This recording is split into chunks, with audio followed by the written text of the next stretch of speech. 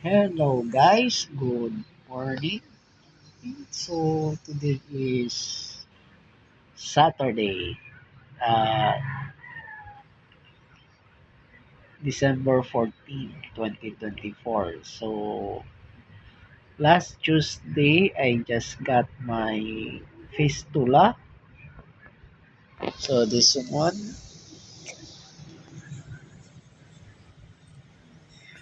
so it was installed at my right portion or right arm. So what did I feel or ano ba na feel ko during the operation? Well, of course, at first, during the operation or before the operation, a little nervous. But of course, it's my second operation kasi my first operation is this one at my leg. So this is my second, my second operation for dialysis. But this will be my first operation, which is a fistulas was installed in my body. So medyo takot pero naging brave. So pagdating ko sa operating room, I was locally inject in the anesthesia. So locally anesthesia lang daw tawag nila doon. So hindi ako nakatulog. So I'm fully conscious while the operation was going. So, during the operation, walang masyadong masakit. May na-feel akong sakit. Maybe I don't know sa na parts operation na yon. Pero, yung parang may sinusunog. I think 3 times ako nagreklamo na masakit. Ewan ko anong ginawa ng doktor. Nag-inject ba siya ng additional anesthesia o wala kasi hindi ko napifeel aside dun sa mainit. So, yung kasi di ko nakikita nung ginagawa niya, sa isip ko is parang may grinder, parang ganun. Kasi may naririnig akong tunog ng motor. Yun lang ang sakit na na-feel ko. Pagkatapos ng operation, finix niya itong nasa leeg ko kasi nagka-problema ko during dialysis eh. Hindi masyadong nag-work yung nasa leeg ko. So since ito pa yung kagamitin nila while ang term nila ginamit is ipapahinog pa daw ito. So kaya inayos ni doktor ang nasa leeg ko. Magaling naman siyang doktor kasi sa pagkakalam sa background niya is tinawag nilang espesyalista talaga si Doc. So, siya daw, sa ito lang pagkakalam ko, ayaw ko ba kung totoo o hindi. Yung doktor ko daw, siya lang daw yung espesyalista dito sa lugar namin sa paglagay ng fistula. Although, pwede man daw yung ibang doktor na makalagay ng fistula, yung ibang surgeon. Pero siya is specific talaga siya. Uh, nerve neurovascular, yung vascular surgeon, mga anong tawag nila dyan. Basta specific na talaga siya na trained talaga to put a fistula sa tao dito sa arm. So, mabait naman siyang doktor. Wala ang problema. Pagkatapos ng operation is dinala ko sa recovery area. Kasi yung hospital ko is a very new hospital. Bago lang siya na binukas na hospital. It's about 6 months pa lang sa pagkakalam ko. Last July daw sila nag-open dito sa Zamboanga City, Premier Hospital. It's a private hospital with an ambience of a hotel. Ganun talaga eh. Pagpasok mo sa hospital nila, parang nasa hotel ka. Hindi yung dating mo is hospital talaga. Parang pumasok ka sa isang hotel.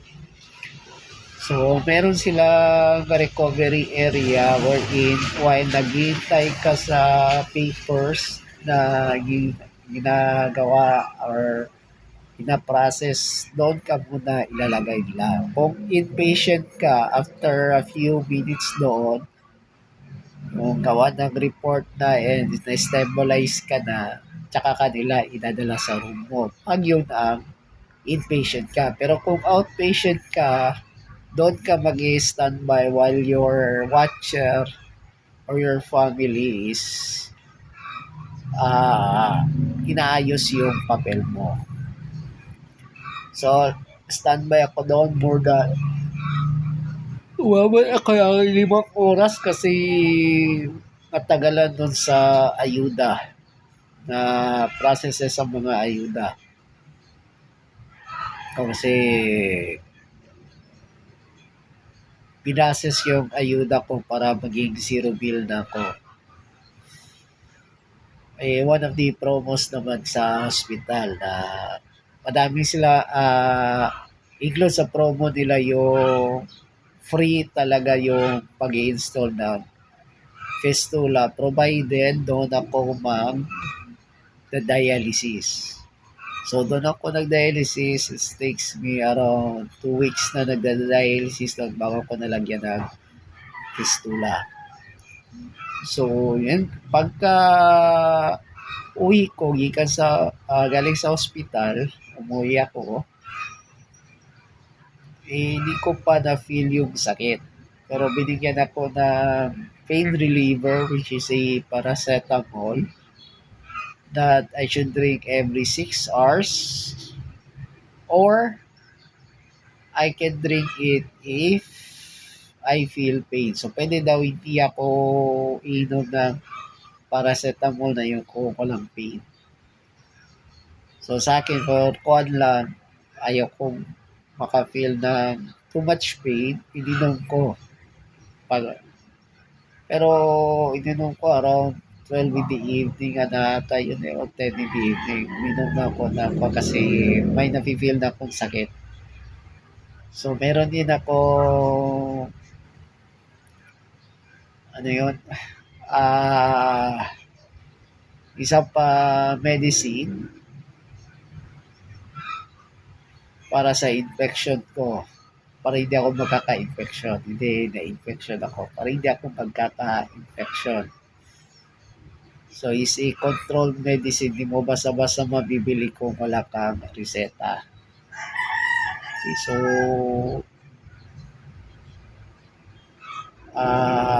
the paracetamol is 10 pieces lang yon, while yung isa is good for antibiotics, and antibiotics good for 7 days, which is 14 pieces twice a day iniinom.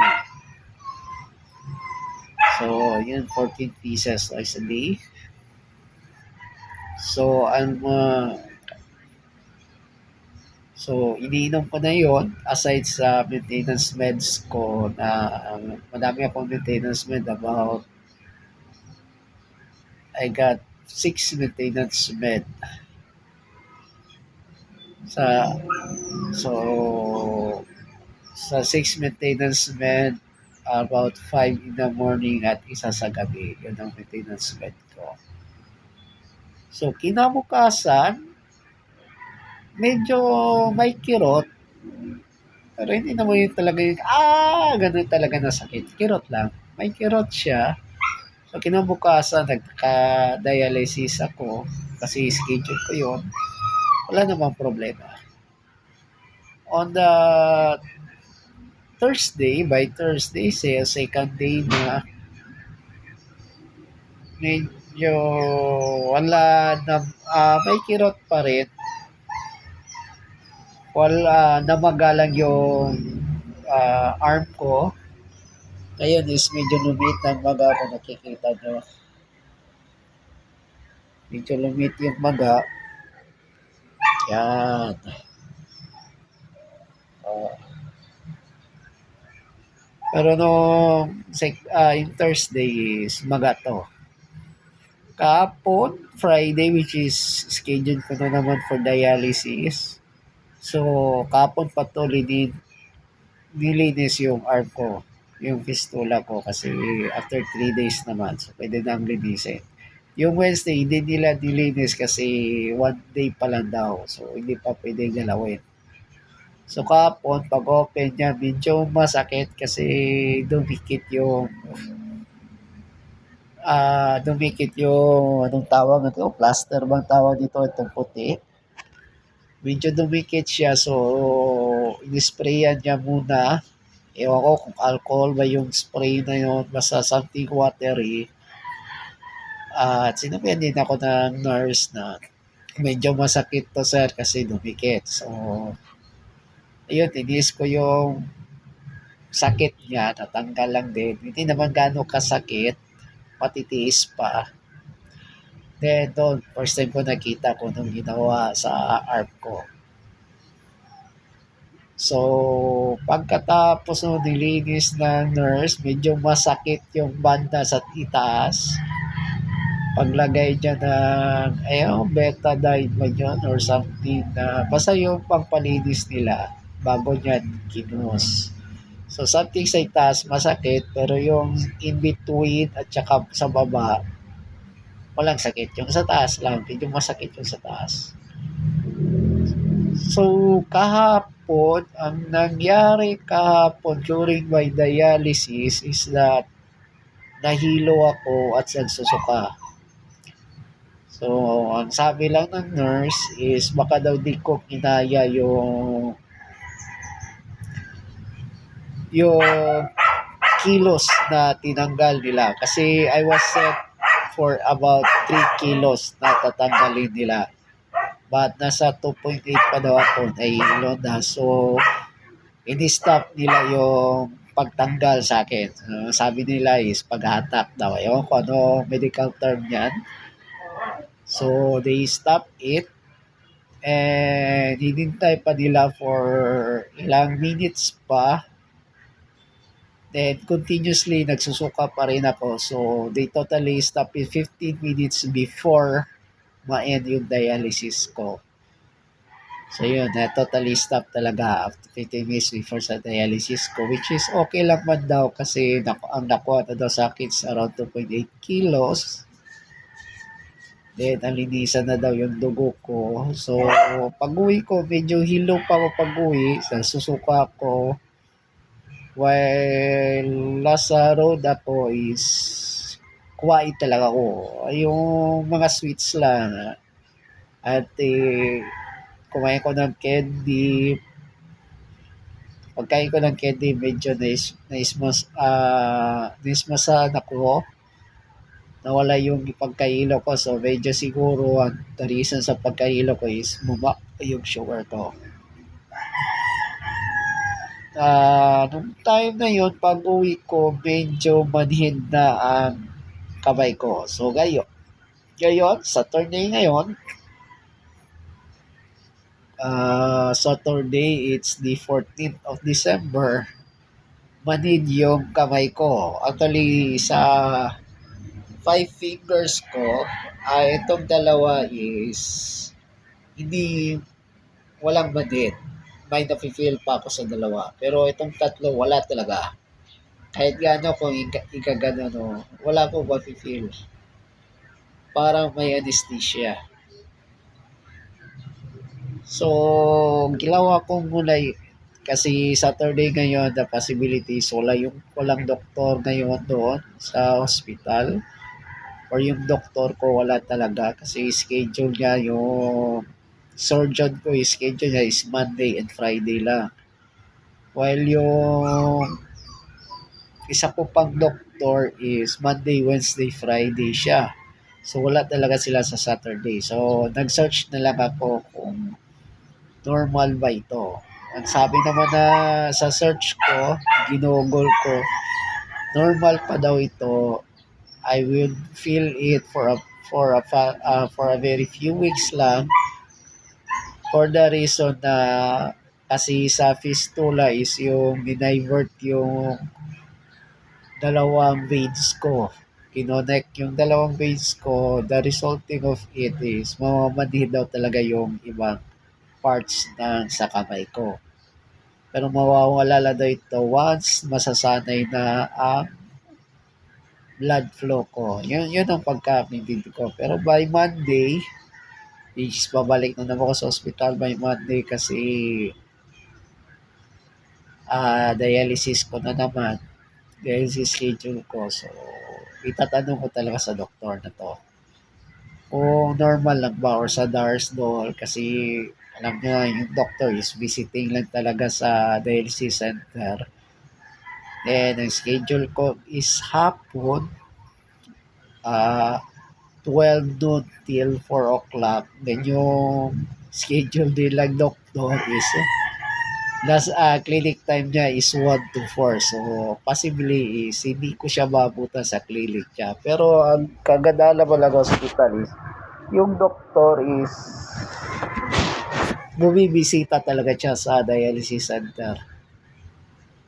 May schedule siya. Kung minsan every Monday, minsan every yung kahapon, Friday, pumunta siya ng Friday. So, binibisita na talaga yung, constantly binibisita niya yung mga patients niya lala sa dialysis. So, itatanong ko ito. Pero, so far, may sagot naman ako sa Google is normal. At saka yung pagbabaga is still normal, unless is still normal kasi lang na-divert pa daw yung mga blood flow ko sa during the fistula operation. Kasi divert daw kasi. Yun ang pagkakaintindi ko. Ano kung word ba na sa paggamit? Yung pagkakaintindi ko is na-divert yung blood flow ko. Didirekta kasi daw nila sa veins ko yung mga blood flow. Yun ang pagkakaintindi ko sa fistula. So, para sa mga tao o para sa mga views sa dito na bago lang ilalagay yung fistula nila or maglalagay pa sila ng fistula for dialysis, AV pata yung tawag nila dito, AV fistula. So, huwag naman kayong matakot. Hindi naman siya ganun kasakit. Especially kung yung doktor ninyo is specialista talaga. Explain naman yung doktor kung may komplikasyon is kaya niyang i-handle kasi specialista siya. So alam niya kung anong mga possible complication at how to handle it. So hindi naman daw bago lang siya nag-opera, may matagal na daw siya nag-opera nito. So marami na siya naranasang complication at naayos naman daw din niya. So, I really trust my doctor. Wala naman tayong makon. Just trust your doctor, especially if your doctor is a specialist sa ganun na mga situation or mga sakit. So, sa takot maglagay ng face, huwag kayong matakot. Go lang ng go. Sa ngayon is cause ng fistula.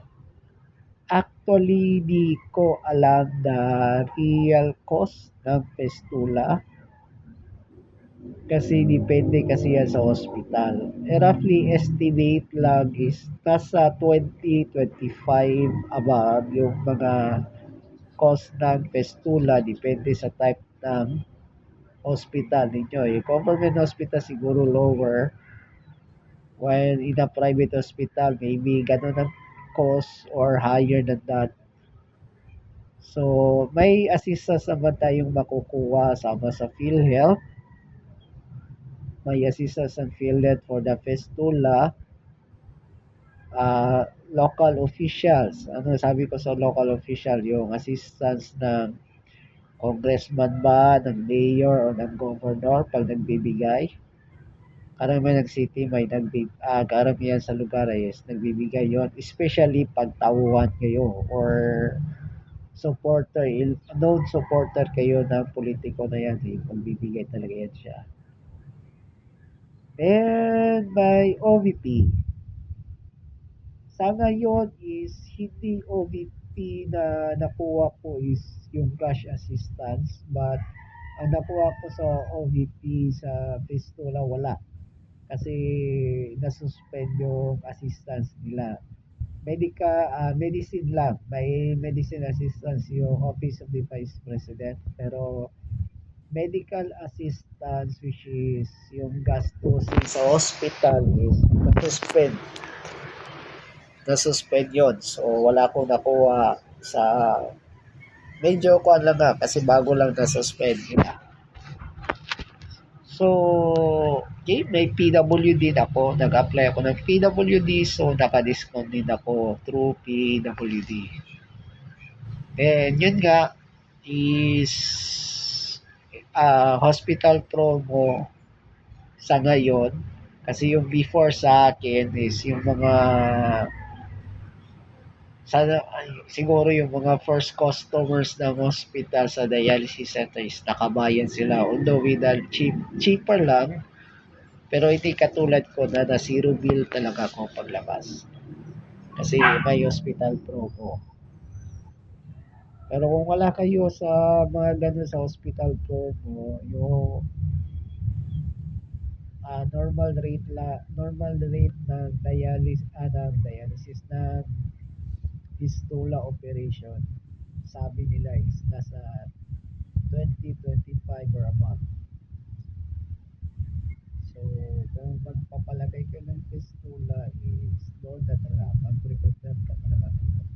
Although may extra bayan lang ako kasi inayos ko na sarili. Isa yung sa extra bayan. Then during dialysis, habang sa leeg, ginagawang dialysis ko, may extra payment ako. Pero pag wala na sa leeg, dito na sa arm ko, wala na ako completely payment. So, binabayaran ko na lang, sinisiguro ko yung contribution ko sa payment. Physically, medyo paano masasabi ko? Parang feel ko is hindi ako masyadong nakagalaw kasi uh, left side ko, left arm ko is walang gamit din. At saka hindi ako advisable to do my usual tayo. Ginagawang home chores.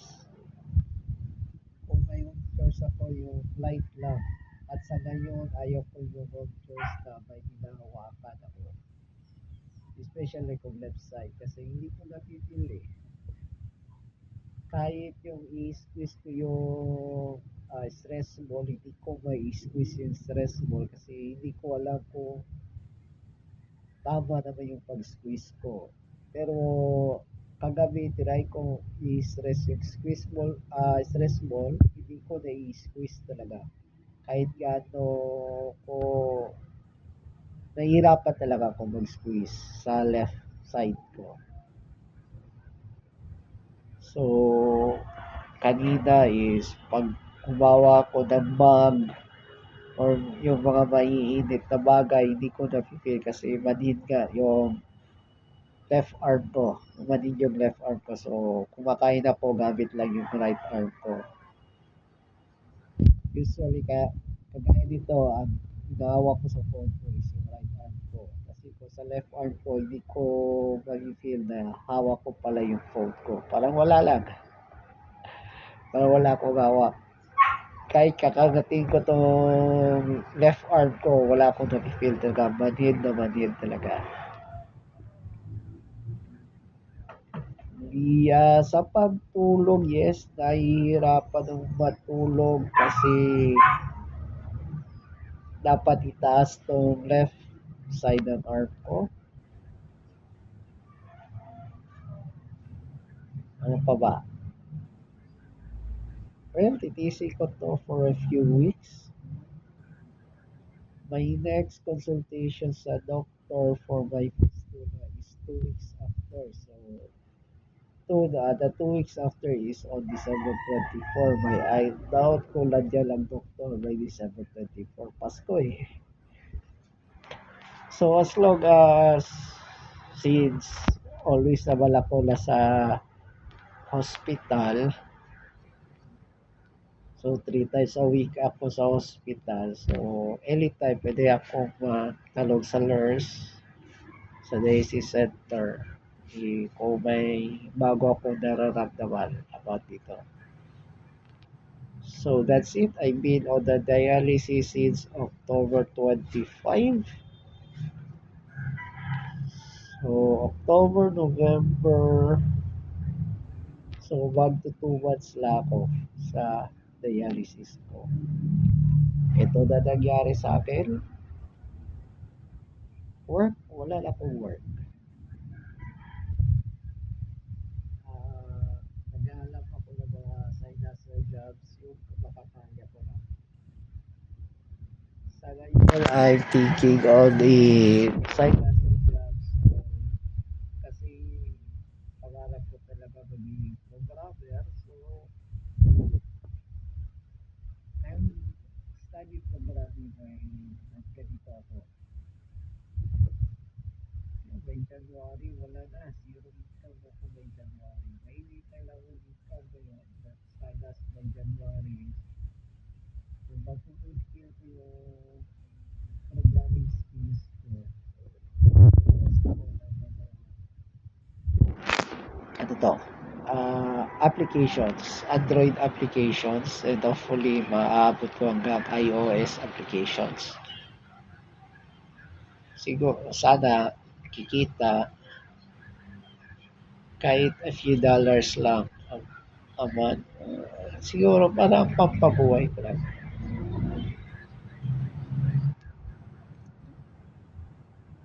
Diyan lang muna and see you next time.